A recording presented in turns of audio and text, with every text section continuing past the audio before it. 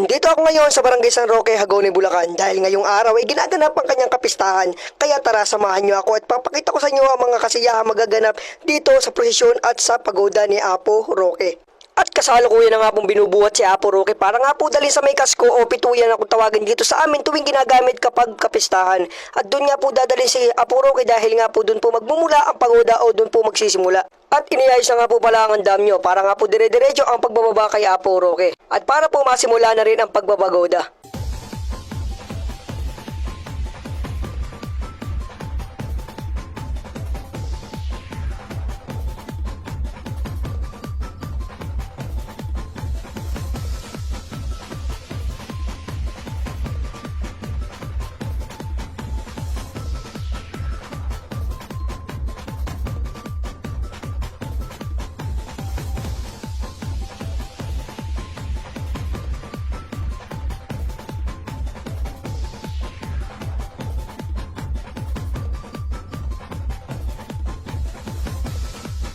At kasalukuyan na nga pong sinisimulan ang pagpapagoda. Magmumula nga po pala siya dito sa Barangay San Roque hanggang sa tulayan ng bayan ng Hagonoy. At pagkaikot ay tutungo naman siya sa kaduluduluhan ng Barangay ng San Pascual at babalik dito sa pinagmulan sa may Barangay San Roque. At iaahon ng patron ni Apo Roque para iprosesyon.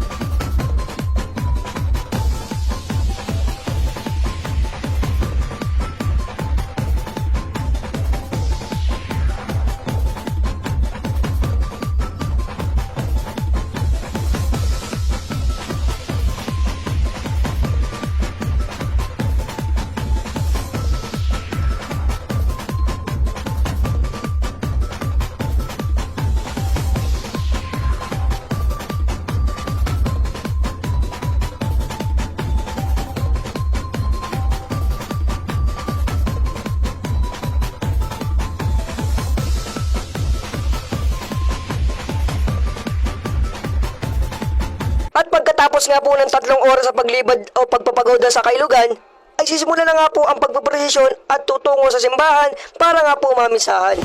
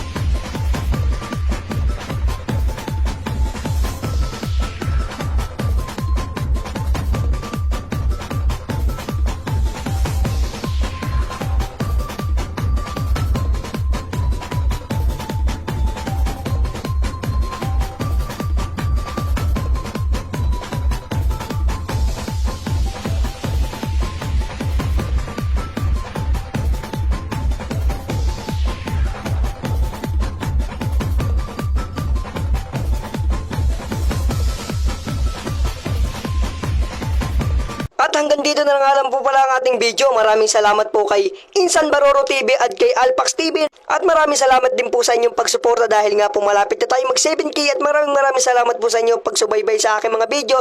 God bless you all. Mag-iingat po tayo palagi. Bye-bye!